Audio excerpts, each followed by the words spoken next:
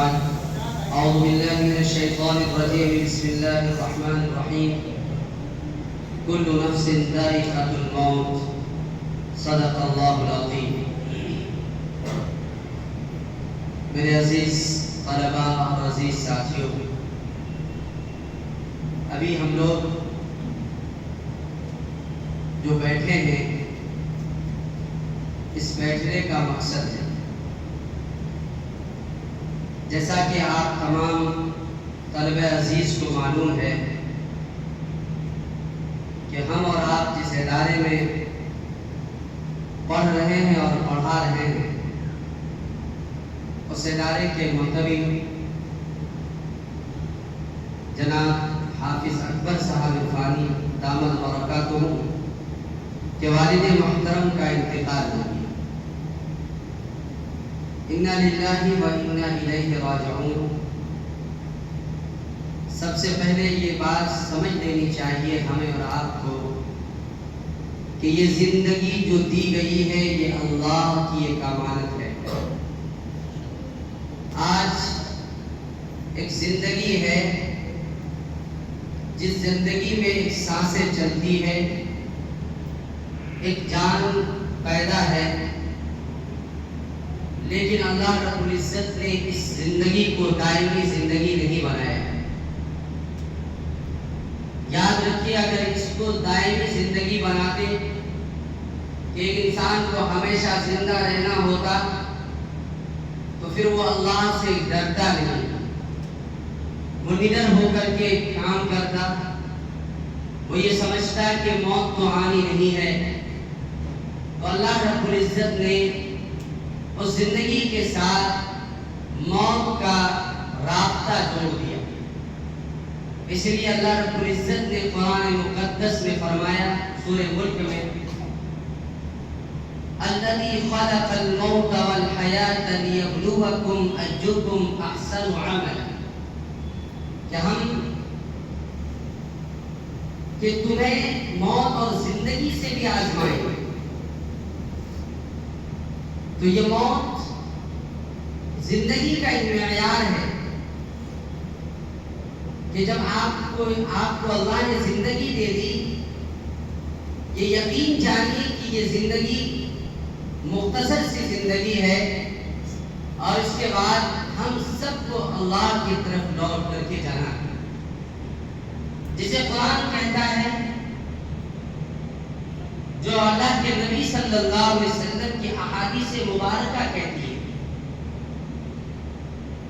اللہ و انا الیہ راجعون، کہ ہم یعنی اللہ رب العزت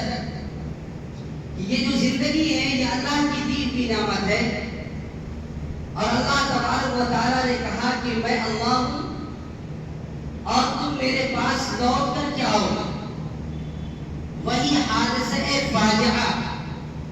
ایک عالمی کیفیت میں ہم سب کے اندر طاری ہے۔ میرے عزیز طلبہ، آپ کو معلوم ہونا چاہیے کہ آپ کے محتمم صاحب عمر میں بہت بڑے ہیں، اور لیکن اب بھی ان کے والد محترم حیات سے تھے۔ ان کی قربانیاں اتنی ہیں کہ وہ اپنے ادارے کو بھی دیکھتے ہیں، اور پھر جب والد صاحب کی طبیعت ناساز ہوئی تو یہاں سے پھر وہ گھر گئے، پھر گھر سے پھر یہاں آئے، پھر دوبارہ گھر جانے کا موقع ملا، لیکن یہ کہ طبیعت سنبھل نہیں پائی، اور ایک وقت آیا کہ اللہ رب العزت نے ان کو اپنے پاس بلا لیا۔ اسی طریقے سے ہم تمام انسانوں کی یہی زندگی ہے، آج ان کی باری ہے تو کل ہماری باری ہے۔ موت کو کس سے رشتہ داری ہے؟ آج ان کی باری ہے تو کل ہماری باری ہے۔ جگہ جی لگانے کی دنیا نہیں ہے، جگہ جی لگانے کی دنیا نہیں ہے، یہ عبرت کی جا ہے، تماشا نہیں ہے۔ یہ عبرت کا مقام ہے کہ جب کوئی انسان مر جاتا ہے، موت طاری ہو جاتی ہے، تو ہماری آنکھوں سے آنسو تو نہیں لیکن اپنا دل غمزدہ ہو جاتا ہے کہ ایک انسان میرے درمیان 60 70 سال 50 سال کی عمر تک رہا، اور ایک بیگ کو ہمیں چھوڑ کر کے جاتا ہے تو دل اندر سے جو اندرونی کیفیات دل کے ہوتے ہیں وہ بالکل مرجھا جاتے ہیں۔ میرے عزیز طلبہ،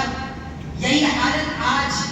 ہمارے ہم سب کے محترم صاحب کے ہوں گے کہ وہ ان کے والد جو ان کا سر کا تاج مانے جاتے تھے، ہمیشہ ان کی رہنمائی کرتے تھے، آج ان کے درمیان نہیں۔ ان کے دکھ درد میں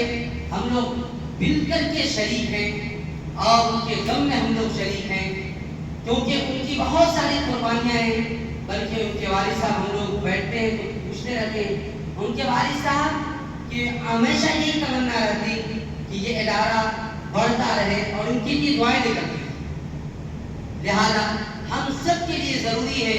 کہ ہم محتمم صاحب کے والد محترم کے لیے مغفرت کی دعائیں کریں۔ دوسری بات جو اہم ہے وہ یہ کہ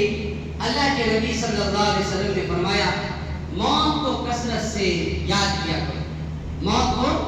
کثرت سے یاد کیا کرو، اس لیے کہ موت بہت ساری لذتوں کو دور کر دیتی ہے۔ جو خواہشات ہیں، جو اندر کے لذات ہیں، وہ تمام چیزوں کو دور کر دیتی ہے۔ جب آپ ہمیشہ موت کو یاد کریں گے تو ڈریں گے، آپ گناہ نہیں کریں گے، اس لیے کہ نہ معلوم زندگی کی کب آخری سانس ہو جائے، نہ معلوم اللہ ہمیں کب بلا لے۔ ابھی ہم بات کر رہے ہیں اور ابھی اللہ تبارک و تعالیٰ یہ روح انسری سے نکال لے، ہم بے بس ہو جائیں گے، ہم بول نہیں سکتے، اب ہم کوئی بیان یا خطاب کی نصیحت نہیں کر سکتے۔ یہ زندگی کے حالات ہیں۔ لہذا میرے عزیزوں، کسی کے موت پر اس کے غم میں شریک ہونا تو جائز ہے، لیکن آوازاری کرنا، رونا، چیخنا اور چلانا شریعت نے اس چیز کو منع کیا ہے۔ لہذا ہم نے اور آپ نے جو بھی قرآن مقدس کی تلاوت کی، قرآن پڑھے، دیکھتے ہیں آپ بار بار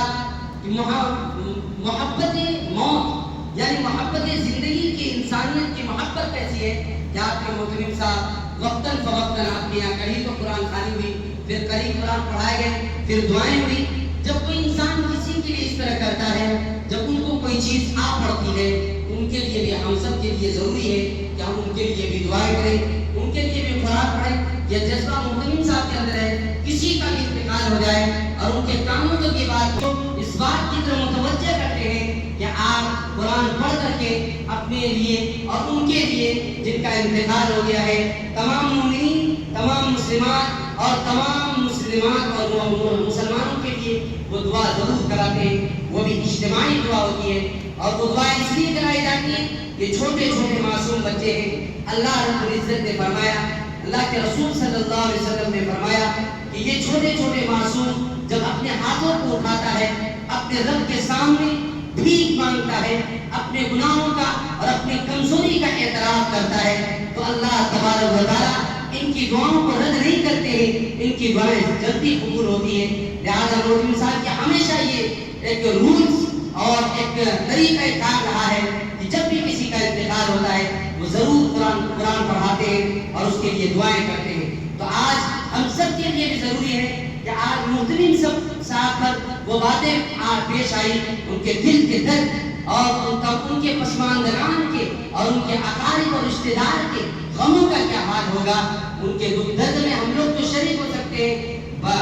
ہم لوگوں کے لیے چاہیے کہ ہم ان کے ساتھ جاتے، لیکن یہ کہ ادارہ بھی ہے، ان کے باوجود بھی محترم صاحب کا دل کا دریا دیکھیے کہ انہوں نے اپنے مدرسے میں چھٹی نہیں کی، جبکہ ہونی چاہیے۔ جب کوئی بڑی شخصیت کا کوئی رشتہ دار انتقال ہو جاتا ہے تو ایٹومیٹک چھٹی ہو جاتی ہے تاکہ اس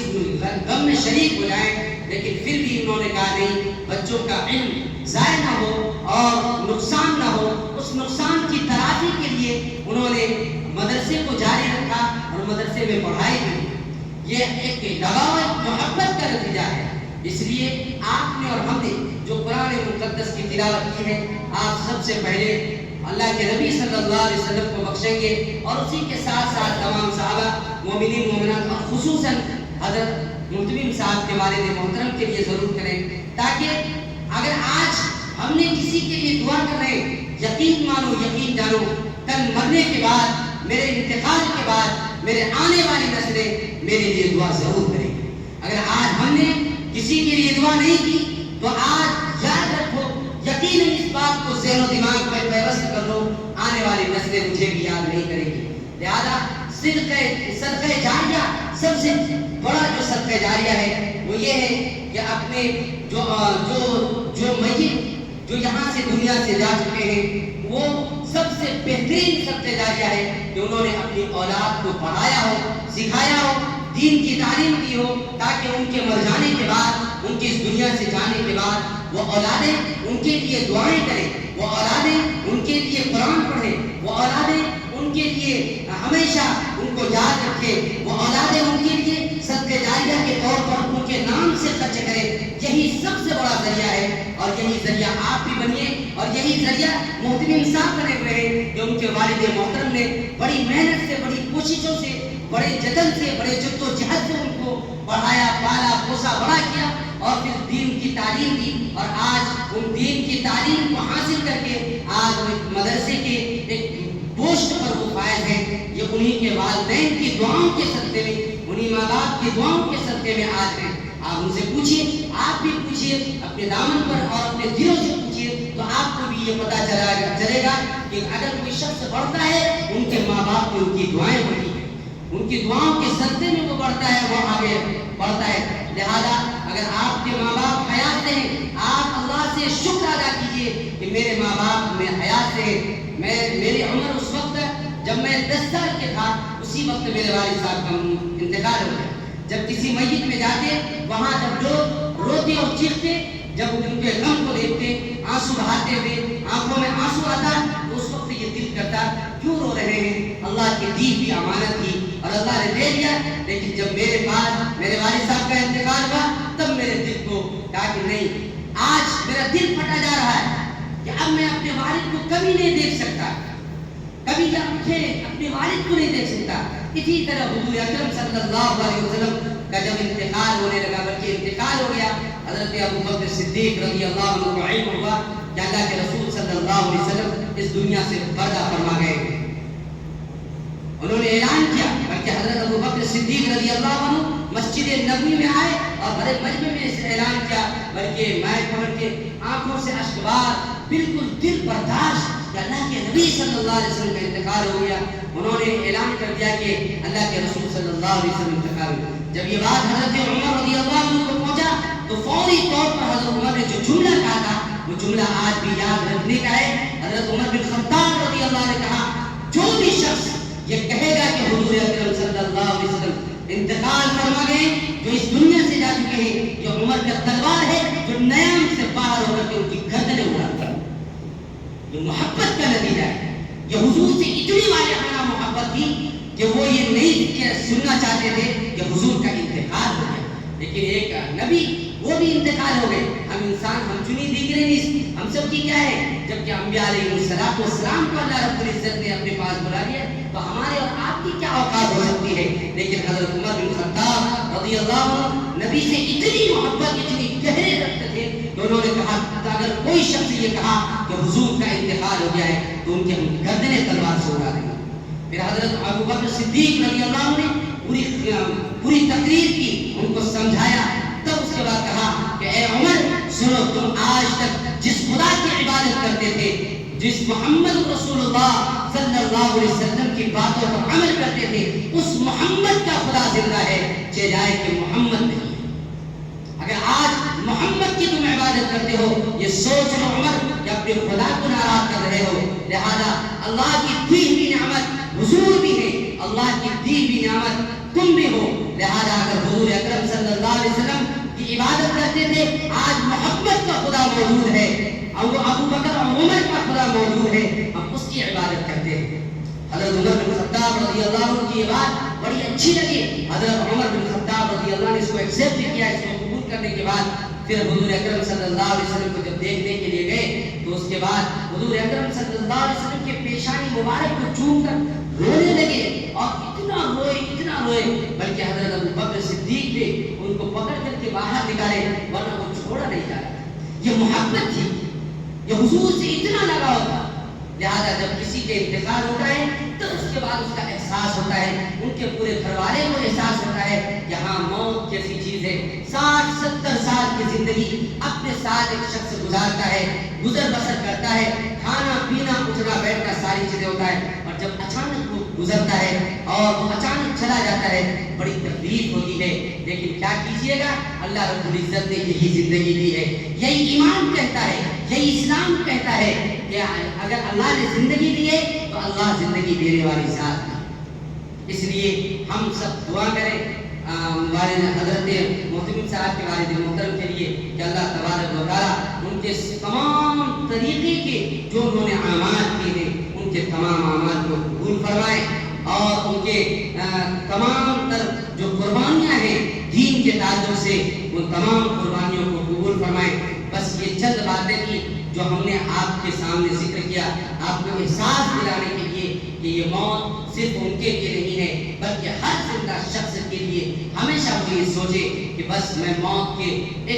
یعنی فرشتہ، موت کے فرشتے میرے اوپر نیچے بلکہ دائیں بائیں گھومتا رہتا ہے، لہٰذا جب بھی گناہ کریں اپنی موت کو یاد کریں گے تو اللہ تبارک و تعالیٰ آپ کی زندگی بھی صحیح ہو جائے گی۔ آپ جس رخ پر چل رہے ہیں گندے اور اقوال اور اقوال اور افعال کے ذریعے سے جو آپ کام کرتے ہیں اس سے آپ بچ جائیں گے، آپ اسے اجتناب کریں گے۔ لیکن اگر آپ موت کا خوف ختم ہو گیا کہ نہیں مرنا نہیں ہے، یہ زندگی ہے، چلو عیش و عیاشی کر لیں، چلو گھوم پھر لیں، چلو موج و مستی کر لیں، تو یاد رکھیے گا پھر آپ موت سے غافل ہیں۔ اس لیے حضور اکرم صلی اللہ علیہ وسلم نے فرمایا کہ ہم موت کو دن میں 70 مرتبہ یاد کرتے ہیں۔ کتنی مرتبہ؟ 70 مرتبہ۔ لہذا ہم تمام علوم نبوت حاصل کرنے والے طالب علموں کو چاہیے کہ اپنے موت کو بھی 70 مرتبہ یاد کریں۔ اللہ رب العزت سے دعا فرمائیں، اللہ کہنے سننے سے زیادہ عمل کرنے کی توفیق نصیب فرمائیں۔ اب آپ لوگ دعا فرما لیں۔